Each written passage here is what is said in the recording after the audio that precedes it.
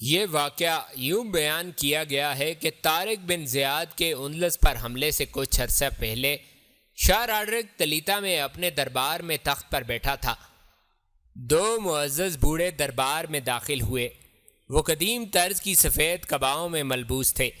وہ مذہبی پیشوا معلوم ہوتے تھے۔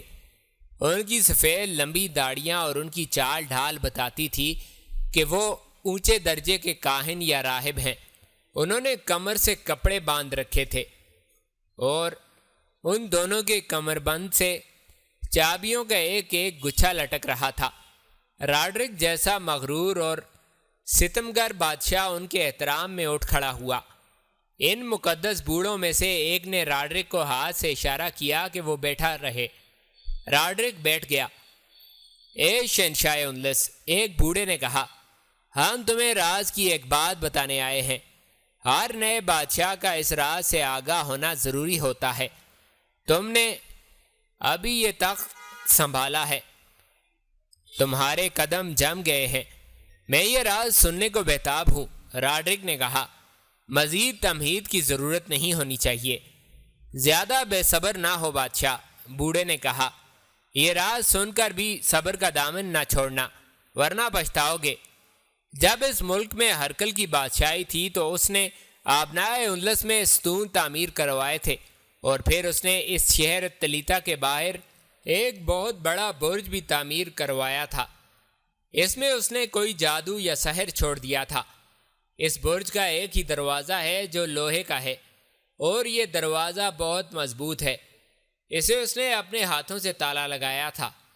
اس نے کہا کہ اندلس کے ہر نئے بادشاہ پر لازم ہے کہ وہ تخت نشینی کے کچھ عرصہ بعد اس آہنی دروازے پر ایک تالا لگا کر چابی ہمیں دے دے۔ بوڑھے نے راڈرک کو چابیوں کے گچھے دکھاتے ہوئے کہا، یہ ان تالوں کی چابیاں ہیں جو ہرکل کے بعد اور تم سے پہلے کے بادشاہوں نے برج کے آہنی دروازے کو لگائے تھے۔ اب تمہاری باری ہے، دروازے پر اپنا تالا لگا دو، ہم کسی دن آ کر چابی لے جائیں گے۔ میں نے یہ برج دیکھا ہے، راڈرک نے کہا، میں اسے کوئی قدیم عمارت سمجھتا رہا ہوں۔ کیا تم دونوں اس برج میں رہتے ہو؟ نہیں، اے شاہ اندلس، بوڑھے نے کہا، ہم دور سے آئے ہیں۔ یہ چابیاں ہمارے باپ دادا سے ہمیں ملی ہیں۔ اس برج کی حفاظت ہمارے خاندان کی ذمہ داری ہے۔ یہ ذمہ داری ہمارے آنے والی نسلیں پوری کرتی رہیں گی۔ کیوں نہ میں یہ ذمہ داری یہیں ختم کر دوں؟ راڈرک نے کہا، اے بادشاہ، دوسرے بوڑھے نے کہا، ہم دونوں کو اپنی رعایا نہ سمجھ۔ اگر تیرا ارادہ برج کا دروازہ کھولنے کا ہے تو سن لے کہ تو پچھتائے گا، بہت برے انجام کو پہنچے گا۔ ایسے بادشاہ ہو گزرے ہیں جنہوں نے یہ دروازہ کھولا تھا۔ کسی بوڑھے داستان گو کو بلا کر پوچھ لو کہ ان کا انجام کتنا بھیانک ہوا تھا۔ جولیس سیزر سے بڑھ کر جاور اور زبردست بادشاہ کون تھا؟ اس نے بھی اس دروازے کو کھولنے کی کوشش نہیں کی تھی۔ ہم جا رہے ہیں، خبردار رہنا بادشاہ، ہم حقیقت حال بیان کر چکے ہیں۔ کچھ دنوں بعد ہم اس تالے کی چابی لینے آئیں گے جو تو اس دروازے کو لگائے گا۔ دونوں بوڑھے چلے گئے۔ راڈرک اس ملک کا شہنشاہ ہے تو اس ملک کا کوئی راز اس سے پوشیدہ نہیں رہے گا۔ دونوں بوڑھوں کے جانے کے بعد راڈرک نے اعلان کیا، میں اس برج کو تالا نہیں لگاؤں گا۔ میں تمام تالے توڑ کر اور دروازہ کھول کر دیکھوں گا کہ اندر کیا ہے۔ گستاخی معاف شہنشاہ، ایک مشیر بولا، ہم میں سے کسی کو بھی شک نہیں کہ شہنشاہ کی دلیری اور بے خوفی ضرب المثل بن چکی ہے، لیکن شہنشاہ کو خطروں سے بچانا ہمارا فرض ہے۔ بوڑھے راہب کہہ گئے ہیں کہ ہرکل نے برج کے اندر کوئی سحر یا کوئی جادو چھوڑا تھا۔ کوئی انسان جادو کا مقابلہ نہیں کر سکتا۔ میں شہنشاہ سے درخواست کرتا ہوں کہ برج کے آہنی دروازے پر تالا لگا دیں، پھر اسے بھول جائیں، پھر مجھے شہنشاہ کہنا چھوڑ دو۔ راڈرک نے گرج کر کہا، یہ زمین میری ہے، اس کا ہر راز میرا ہے، میں نے پہلے کبھی اس برج کی طرف دھیان نہیں دیا تھا۔ اب میں یوں محسوس کرنے لگا ہوں جیسے یہ پراسرار برج میرے سینے پر کھڑا ہے۔ شہنشاہ راڈرک، بشپ نے اٹھ کر کہا۔ اندلس، فرانس اور جرمنی کے پہاڑ بھی راڈرک کا نام سنتے ہیں تو کانپ جاتے ہیں، لیکن کچھ پراسرار قوتیں ایسی ہوتی ہیں جن کے آگے انسان بے بس ہوتا ہے۔ اگر شہنشاہ مجھے اپنا مذہبی پیشوا مانتے ہیں تو مجھے اس حق سے محروم نہ کریں کہ میں شہنشاہ کو برج کے اندر جانے سے روکوں۔ ہرکل مجھ جیسا بادشاہ تھا، راڈرک نے کہا۔ اگر اس نے کوئی پراسرار طاقت برج میں بند کی تھی تو یہ اس کے قبضے میں تھی، میں اسے اپنے قبضے میں لے سکتا ہوں۔ اس نے درباریوں پر مسکراتے ہوئے نگاہیں دوڑائیں اور طنزیہ لہجے میں بولا، بزدلو، اس برج میں رومیو نے خزانہ بند کیا تھا، وہاں بیش قیمت ہیرے اور جواہرات ہوں گے۔ وہاں خطرہ صرف یہ ہوگا کہ بڑے زہریلے سانپ ہوں گے یا کوبرا سانپوں کا جوڑا ہوگا۔ تم میں کتنے اتنے بہادر ہیں جو اس برج کا راز فاش کرنے میں میرا ساتھ دیں گے؟ اس نے اپنے جرنیلوں کی طرف دیکھا جو دربار میں موجود تھے۔ وہ شہنشاہ کی نظروں میں بزدل نہیں بننا چاہتے تھے۔ وہ اٹھ کھڑے ہوئے، سب نے باری باری کہا، میں شہنشاہ کا ساتھ دوں گا۔ جن مورخوں نے یہ واقعہ لکھا ہے وہ لکھتے ہیں کہ راڈرک کو مشیروں، بڑے پادریوں اور افراد خانہ نے بھی روکا، لیکن اس نے کسی کی نہ سنی، اور 3-4 دنوں بعد وہ جنگی لباس میں برج تک جا پہنچا۔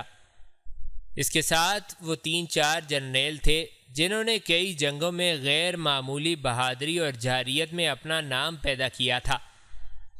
اس کے ساتھ اپنے محافظ دستے کے منتخب گھڑ سوار بھی تھے اور تالے توڑنے کے لیے لوہار بھی ساتھ تھے۔ برج ایک بڑی چوڑی چٹان پر کھڑا تھا۔ اس کے ارد گرد عمودی چٹانیں تھیں جن کی بلندی برج سے زیادہ تھی۔ یوں معلوم ہوتا تھا جیسے ان عمودی چٹانوں نے برج کو تھام رکھا ہو۔ برج سنگ مرمر کا بنایا گیا تھا۔ خوبصورتی کے لیے کہیں کہیں دھات کے ٹکڑے جڑے گئے تھے جو روشنی میں چمکتے تھے۔ اندر جانے کا راستہ دراصل سرنگ تھی جو چٹان میں سے کاٹی گئی تھی۔ یہ اتنی چوڑی اور اونچی تھی کہ گھوڑوں پر سوار ہو کر اس میں سے گزرنا ممکن تھا۔ اس کے آگے لوہے کا بڑا ہی مضبوط دروازہ تھا جیسے بہت سے تالے لگے ہوئے تھے۔ یہ تالے زنگ آلود تھے۔ یہ ہرکل سے وٹیزہ تک کے لگائے ہوئے تالے تھے۔ دونوں بوڑھے راہب جو راڈرک کے دربار میں گئے تھے وہاں کھڑے تھے، ایک دروازے کے ایک طرف، دوسرا دوسری طرف۔ ہم تمہیں آخری بار خبردار کرتے ہیں، ایک بوڑھے نے کہا۔ ان سے چابیاں چھین لو، راڈرک نے حکم دیا، اور تمام تالے کھول دو۔ کوی ہیکل آدمیوں کے آگے بوڑھے مزاحمت نہ کر سکے۔ ان سے چابیاں چھین لی گئیں۔ تالے بے شمار تھے، زنگ آلود بھی تھے، اور یہ بھی پتہ نہیں کہ کون سی چابی کس تالی کی تھی۔ سارا دن تالے کھولنے کی کوشش ہوتی رہی۔ سورج غروب ہونے سے کچھ دیر پہلے تمام تالے کھل گئے اور آخری دروازہ بھی کھل گیا۔ راڈرک اندر چلا گیا۔ جرنیل اور چند ایک محافظ اس کے پیچھے گئے۔ آگے بڑا کشادہ حال تھا۔ اس کا ایک دروازہ بھی تھا جو کسی کمرے میں کھلتا تھا۔ اس دروازے کے باہر ایک بہت بڑا انسانی بت کھڑا تھا جو کانسی کا بنا ہوا تھا۔ اس کے ایک ہاتھ میں گرز تھا۔ عجوبہ یہ تھا کہ بت اس گرز کو اوپر نیچے گھما اور زمین پر مار رہا تھا۔ بت کی چھاتی پر اندلسی زبان میں لکھا تھا، میں اپنا فرض ادا کر رہا ہوں، میں بری نیت سے نہیں آیا۔ راڈرک نے بت سے کہا، کسی چیز کو ہاتھ نہیں لگاؤں گا، اس جگہ کا صرف بھید جاننے کے لیے آیا ہوں، پھر جس طرح آیا ہوں اسی طرح چلا جاؤں گا۔ مجھ پر اعتماد کر اور مجھے راستہ دے دے۔ بت کا گرز رک گیا۔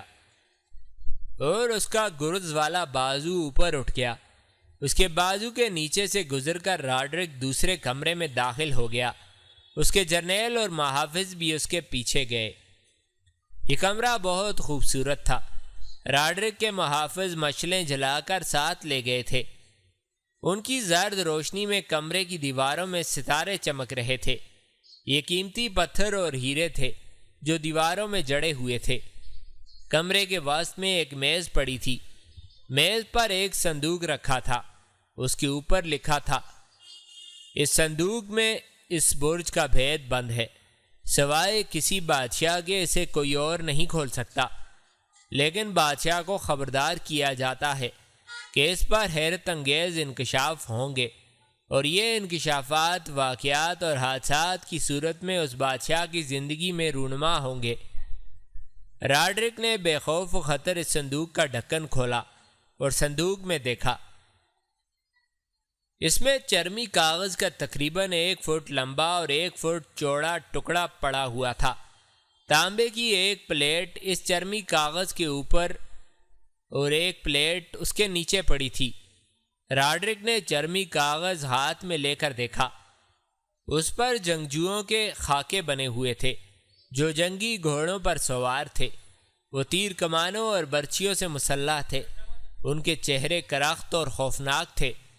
ان خاکوں کے اوپر لکھا تھا، دیکھ اے سرکش انسان، یہ وہ سوار ہیں جو تجھے تخت سے اٹھا پھینکیں گے اور تیری بادشاہی کو تہہ تہہ کر لیں گے۔ راڈرک ان تصویری خاکوں کو دیکھتا رہا۔ اس کے جرنیلوں کی نظریں بھی چرمی کاغذ پر جمی ہوئی تھیں۔ انہیں ایسی آوازیں سنائی دینے لگیں جیسے قریب ہی کہیں 2 فوجیں لڑ رہی ہوں۔ گھوڑوں کے دوڑنے اور ہنہنانے کا شور، فوجوں کے نعرے اور للکار۔ راڈرک اس خیال سے گھبرا گیا کہ کسی ملک کی فوج نے حملہ کر دیا ہے اور تلیتا میں پہنچ گئی ہے، لیکن اس کی گھبراہٹ جلدی ختم ہو گئی کیونکہ یہ جنگ اسے اپنے سامنے نظر آنے لگی تھی۔ یہ جنگ اس طرح نظر آنے لگی کہ کمرے کی دیواریں غائب ہو گئیں، ان کی جگہ بادل سے آ گئے اور ان کے درمیان وسیع و عریض میدان جنگ دکھائی دے رہا تھا۔ دونوں فوجیں صاف نظر آ رہی تھیں۔ ایک فوج عیسائیوں کی اور دوسری شمالی افریقہ کے مسلمانوں کی تھی۔ دونوں اطراف کے فوجی ایک دوسرے کا خون بہا رہے تھے۔ تلواروں سے تلواریں اور جنگی کلہاڑے ٹکرا رہے تھے۔ جنگی دف اور تنبورے بج رہے تھے۔ پیادے اور سوار زخمی ہو کر گر رہے تھے۔ بھاگتے دوڑتے گھوڑے زخمیوں کو کچل رہے تھے۔ اس ہولناک منظر کے اوپر تیر فضا میں اڑ رہے تھے۔ پھینکنے والی برچھیاں اڑتی اور جسموں میں پیوست ہوتی دکھائی دے رہی تھیں۔ کربناک چیخوں سے آسمان کانپ رہا تھا۔ پیادوں اور گھوڑوں کے قدموں کی دھمک سے زمین ہل رہی تھی۔ رسول اللہ صلی اللہ علیہ وآلہ وسلم کے شیدائیوں، قیامت خیز ہنگامے میں یہ للکار بار بار سنائی دیتی تھی، کفار کا نام و نشان مٹا دو، اللہ تمہارے ساتھ ہے۔ مسلمانوں، پیچھے سمندر ہے، جہاز جل چکے ہیں۔ اللہ کے رسول صلی اللہ علیہ وآلہ وسلم نے فتح کی بشارت دی ہے۔ راڈرک، اس کے جرنیل اور محافظ یہ ہونچکاں مناظر دیکھ رہے تھے۔ نعرے، للکار، دوسرا شور و غوغا سن رہے تھے۔ اس منظر کے اوپر اور نیچے، دائیں اور بائیں سفید بادل پھیلے ہوئے تھے۔ خون ریزی کا یہ بھیانک منظر تصوراتی تھا، لیکن بالکل حقیقت کا گماں ہوتا تھا۔ راڈرک کے چہرے پر کئی رنگ آئے اور گئے۔ اس کے جرنیلوں اور محافظوں کے چہروں پر خوف کا گہرا تاثر تھا۔ اگر ان کا بادشاہ ساتھ نہ ہوتا تو وہ بھاگ جاتے۔ عیسائیوں کی فوج کے جھنڈے جو بلند تھے اور ہوا میں بڑی شان سے اڑتے پھر رہے تھے، ایک ایک کر کے گرنے لگے۔ مسلمانوں کے پرچم بلند تھے۔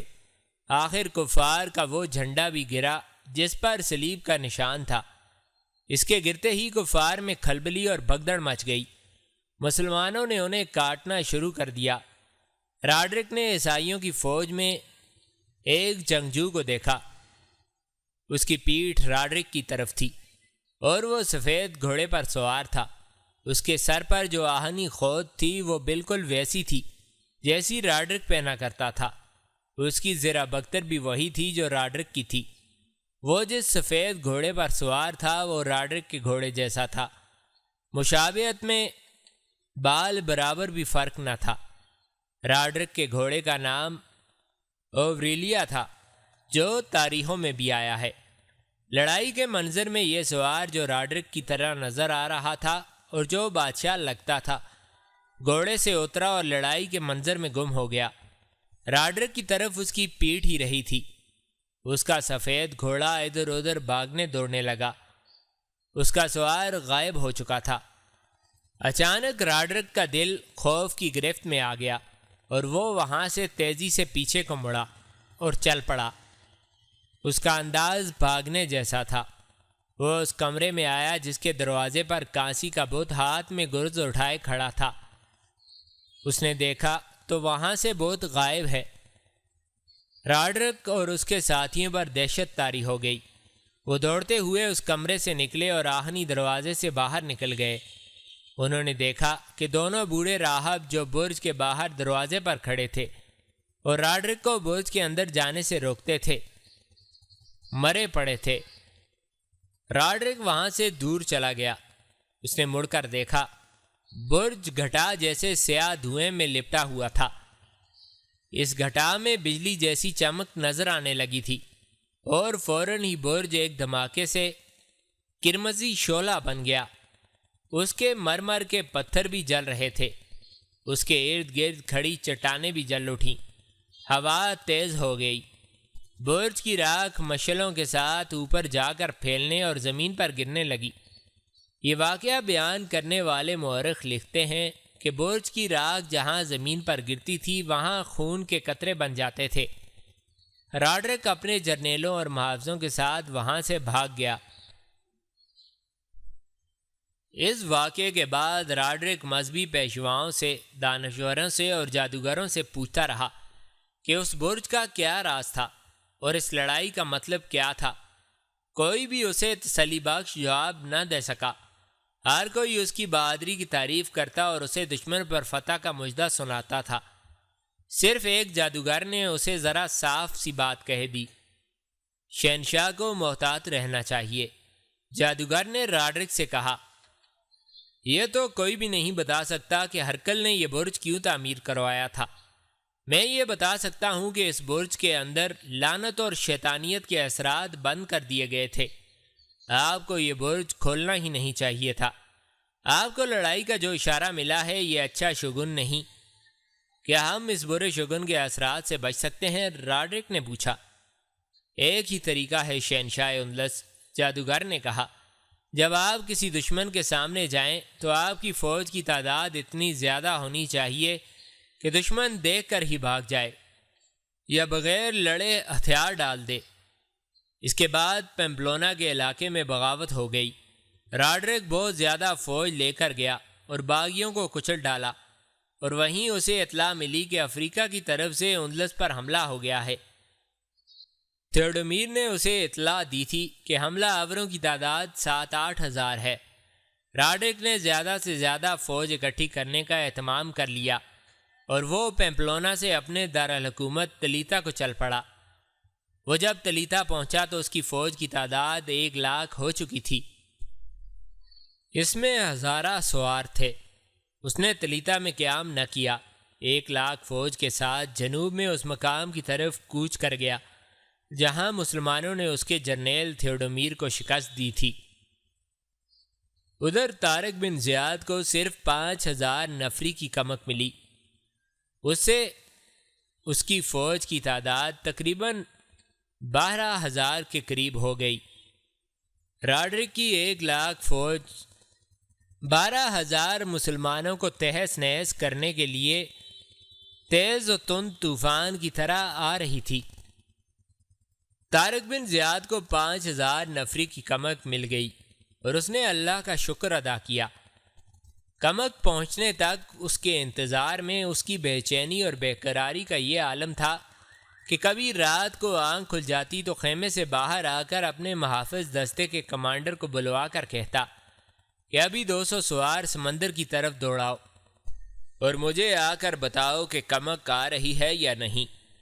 دن میں وہ ایک بار ساحل پر جا پہنچتا، اس اونچی چٹان پر چڑھ جاتا جس کا نام جبل طارق رکھ دیا گیا تھا، ایڑیاں اٹھا کر سمندر کی وسعت پر نظر دوڑاتا، اور جب اسے کمک کے آثار نظر نہ آتے تو اس کی ہر بات اور ہر حرکت سے غصے کا اظہار ہوتا تھا۔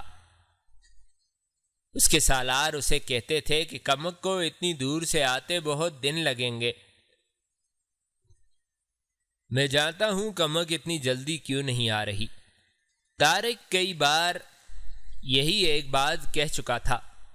امیر افریقہ نے قاصد کو خلیفہ کی طرف دمشق بھیج دیا ہوگا اور اس سے کمک کی درخواست کی ہوگی۔ دمشق سے کمک آتے 3 نئے چاند طلوع ہوں گے۔ بوڑھے اور جوان میں یہی تو فرق ہوتا ہے۔ ایک بار اس نے کہا تھا، موسیٰ بن نصیر بہت بوڑھا ہو گیا ہے، وہ اب ہر کام آرام آرام سے کرتا ہے۔ اسے یہ نہیں بھولنا چاہیے تھا کہ میں جوان ہوں اور بے صبر ہوں، اور یہ تو اس نے کئی بار کہا تھا۔ شام اور عرب سے کمک منگوانے میں کیا دانشمندی تھی؟ بربر مر تو نہیں گئے تھے۔ صرف اعلان کر دیا جاتا کہ ابن زیاد کو سمندر پار کمک کی ضرورت ہے، ایک ہی دن میں ہزارہ بربر موسیٰ بن نصیر کے پاس پہنچ جاتے۔ طارق کمک کے انتظار میں دانت پیس رہا تھا، اور اس کے ساتھ ہی وہ اپنے لشکر کو ٹریننگ بھی دے رہا تھا۔ ٹریننگ میں وہ زیادہ توجہ گھڑ سواری پر دے رہا تھا، یہ اس لیے کہ اس نے تھیوڈمیر سے لڑائی کے دوران بار بار اعلان کرایا تھا کہ دشمن کے گھوڑوں کو زخمی نہ کیا جائے۔ اس اعلان سے یہ فائدہ ہوا تھا کہ سینکڑوں گھوڑے ہاتھ آئے تھے۔ طارق نے اپنے ہی پیادے منتخب کر کے یہ گھوڑے انہیں دے دیے تھے اور رسالے کی لڑائی کی ٹریننگ دے رہا تھا۔ وہ بیکار بیٹھنے والا آدمی نہیں تھا۔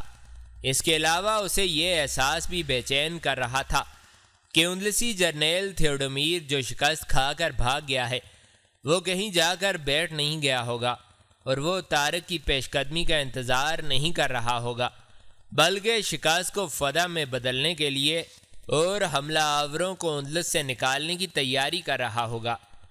طارق کو یہ اطلاع تو مل چکی تھی کہ اندلس کا بادشاہ راڈرک اپنے دارالحکومت سے بہت دور ایک بغاوت فرو کرنے گیا ہوا ہے۔ طارق بن زیاد اس کی غیر حاضری سے اتنی زیادہ دوری سے یہ فائدہ اٹھا سکتا تھا کہ آگے بڑھ کر اندلس کا کچھ اور حصہ فتح کر کے اپنے قبضے میں لے سکتا تھا اور اس ملک کی کچھ اور فوج کو تباہ کر سکتا تھا۔ آخر کمک آ گئی۔ طارق نے 5000 نفری کی اس کمک کو صرف ایک رات آرام کی مہلت دی اور اگلی صبح کوچ کر گیا۔ اس نے جولین سے معلوم کر لیا تھا کہ آگے کیا کچھ ہے۔ اسے بہترین جاسوس جو ملا تھا وہ ہنری تھا، جس نے فلورنڈا سے وعدہ کیا تھا کہ راڈرک کا سر کاٹ کر لائے گا۔ طارق نے اسے 2 آدمی دیے تھے جو دور آگے دشمن کے علاقے میں جا کر دیکھ آتے تھے کہ دشمن کہاں ہے اور کس جگہ اس کی نفری کتنی ہے، اور آگے قلعہ ہے تو کتنا کچھ مضبوط ہے۔ آگے ایک قلعہ بند مقام کارٹیجا تھا۔ قلعہ مضبوط تھا۔ تھیوڈمور کی بھاگی ہوئی فوج کی کچھ نفری بھی اس قلعے میں موجود تھی، جس سے قلعے میں نفری زیادہ ہو گئی تھی، اور قلعہ دار خوش تھا کہ اب اس کا قلعہ ناقابل تسخیر ہو گیا ہے۔ لیکن اس اضافی نفری نے لڑنے کے جذبے کے لحاظ سے قلعے کو کمزور کر دیا تھا۔ بربروں نے ان پر دہشت داری کر دی تھی۔ شکست خوردہ اور میدان جنگ سے بھاگا ہوا سپاہی کبھی یوں نہیں کہا کرتا کہ وہ کمزور اور بزدل تھا، وہ دشمن کو طاقتور اور دہشتناک کہا کرتا ہے۔ تھیوڈمیر کی اس نفری نے قلعے میں داخل ہوتے ہی واویلا بپا کر دیا تھا۔ یہ تو انسانوں کے روپ میں جن بوت ہیں، اپنی جانوں کی تو پرواہ ہی نہیں کرتے۔ ہم نے خود دیکھا کہ ان کے پاس ایک بھی گھوڑا نہیں تھا، پھر معلوم نہیں کہاں سے اور کتنے ہی گھڑ سوار ہمارے پیچھے سے آ گئے۔ ہم پر تیر آسمان سے برسے تھے، ایک تیر ہمارے ایک آدمی کو لے لیتا تھا، وہ تعداد میں ہم سے آدھے بھی نہیں تھے، اور ان کے نعرے جیسے گٹھائیں گرج رہی ہوں۔ یہ دہشت قلعے کی فوج سے شہر کے لوگوں تک پہنچی، اور شہر میں دعائیں سنائی دینے لگیں کہ یہ ظالم حملہ آور ادھر نہ آ جائیں۔ یہ ایسی حقیقت ہے جس کا تذکرہ عیسائی مورخوں نے خاص طور پر کیا ہے۔ لین پول لکھتا ہے، مسلمانوں کی تعداد تو بہت کم تھی، لیکن وہ غیر معمولی طور پر دلیر اور جفاکش تھے اور جانثار بھی تھے۔ ان کی کمان ایک ایسے سپہ سالار کے ہاتھ میں تھی جسے تاریخ بجا طور پر ہیرو کہتی ہے۔ جنگی طاقت، بہتر ہتھیار اور افرادی قوت تو اندلسیوں کے پاس تھی، لیکن جس جذبے سے مسلمان مسلح تھے وہ اندلس کی فوج کے پاس نہیں تھا۔ مسلمان اللہ کے حکم سے اور اندلسی بادشاہ کے حکم سے لڑ رہے تھے۔ مسلمان نعرے لگاتے تھے تو اللہ کی تکبیر کا، اللہ اکبر، اللہ سب سے بڑا ہے، یہ نعرے مسلمانوں کی روحوں کی گہرائیوں سے نکلتے تھے۔ ان نعروں میں جو دہشت ناک گرج تھی وہ اللہ کے نام کی تھی۔ اندلسیوں کے ہاں کوئی نعرہ نہیں تھا، اگر تھا بھی تو یہ شہنشاہ اندلسیہ زندہ آباد، یہ ایک بے جان نعرہ تھا، اور یہ ایک رسمی سا نعرہ تھا جو جوش اور جذبے سے خالی تھا۔ کارٹیجا سرسبز و شاداب علاقے میں تھا، ہر طرف قدرت کا حسن بکھرا ہوا تھا۔ صبح کا اجالا ابھی پوری طرح نکھرا نہیں تھا کہ قلعے کی دیوار پر کھڑے ایک سپاہی نے گلا پھاڑ کر کہا، وہ آ گئے۔ پھر یہ آواز قلعہ بند فوج کے کئی سپاہیوں کی آواز بن گئی، اور پھر اس آواز نے ساری آبادی میں افراتفری اور نفسا نفسی پیدا کر دی۔ قلعہ دار دوڑتا ہوا دیوار پر چڑھ گیا۔ اس نے مسلمانوں کے لشکر کو آتے دیکھا۔ اس نے تھیوڈمیر جیسے تجربہ کار جرنیل کو اس لشکر سے شکست کھا کر بھاگتے دیکھا تھا۔ تھیوڈمیر نے کچھ دیر اس قلعے میں بھی قیام کیا تھا اور قلعے دار کو لڑائی کے حالات سنائے تھے، اور ایسے انداز سے سنائے تھے کہ قلعہ دار پر خوف طاری ہو گیا تھا۔ اب وہ جنوں اور بھوتوں کا لشکر قلعے دار کے سر پر آ گیا تھا۔ قلعے کے دروازے پکے بند کر دو، اس نے دیوار پر کھڑے کھڑے حکم دیا، اور ہر دروازے کے سامنے تیار رہو۔ دیوار پر تیر انداز اور برچیاں پھینکنے والے پہنچ گئے۔ دروازوں کو اندر سے اور زیادہ مضبوطی سے بند کر دیا گیا، اور ہر دروازے کے سامنے اندر کی طرف بہت سی نفری کھڑی ہو گئی۔ مسلمان فوج بڑی تیزی سے آ گئی اور قلعے کے ارد گرد پھیل گئی۔ طارق بن زیاد نے اندلس کی زبان میں اعلان کرایا کہ قلعے کے دروازے کھول دو اور ہتھیار ڈال دو۔ اگر ہمارا ایک بھی آدمی زخمی ہوا یا مارا گیا اور ہم دروازے توڑ کر خود قلعے میں داخل ہوئے تو تمہاری فوج کا انجام بہت ہی بھیانک ہوگا۔ اگر خود دروازے کھول دو گے تو بہت اچھے سلوک کے حقدار بنو گے۔ ہم محاصرہ لمبا نہیں کریں گے۔ آج کا سورج اس وقت غروب ہوگا جب ہم قلعے کے اندر ہوں گے۔ تمہارا سورج غروب ہو چکا ہے۔ قلعے کی دیوار سے آواز آئی، ہمت کرو اور دروازے خود کھول لو۔ طارق بن زیاد نے اپنے اعلان کو دہرانے کی ضرورت نہ سمجھی۔ اس نے اپنے متعلق ٹھیک کہا تھا کہ میں جوان ہوں اور میں بے صبر ہوں۔ قلعہ توڑ دو، اس نے حکم دیا۔ مسلمان قلعہ توڑ دینے کا مطلب سمجھتے تھے۔ ایک جیش کلاڑے اور ہتھوڑے لیے بڑے دروازے کی طرف دوڑا۔ اوپر سے ان پر تیروں کی بوچھاڑیں اور برچیاں آنے لگیں، لیکن بربر تیروں اور برچیوں کو خاطر میں لانے والے نہیں تھے۔ بربر تیر انداز دستہ دروازہ توڑنے والے جیش کے پیچھے تھا۔ ان کی کمانیں بڑی سخت تھیں، جنہیں کھینچنے کے لیے خاصی زیادہ طاقت کی ضرورت تھی۔ ان سے نکلے ہوئے تیر زیادہ دور جاتے اور جسم کے زیادہ اندر چلے جاتے تھے۔ ان تیر اندازوں نے دیوار کے اوپر کھڑے تیر اندازوں اور برچیاں پھینکنے والوں پر تیر برسانے شروع کر دیے۔ 2-3 تیر انداز اوپر سے نیچے گرے، باقی سب نے سر نیچے کر لیے۔ قلعے کے 4 دروازے تھے، چاروں پر بربروں نے ہلا بول دیا۔ انہیں جیسے تیروں کی پرواہ تھی نہ برچیوں کی۔ دروازوں پر کلہاڑوں اور ہتھوڑوں کی ضربیں پڑنے لگیں۔ یہ انتہائی دلیرانہ کارروائی تھی۔ قلعے یوں فتح نہیں کیے جاتے، کیونکہ کوئی سپہ سالار اور کوئی جرنیل اپنی فوج کو اس طرح خطرے میں نہیں ڈالا کرتا تھا، لیکن طارق بن زیاد کا اصول یہ تھا کہ خود دشمن کے لیے دہشت ناک خطرہ بن جاؤ تو تمام خطرے ٹل جاتے ہیں۔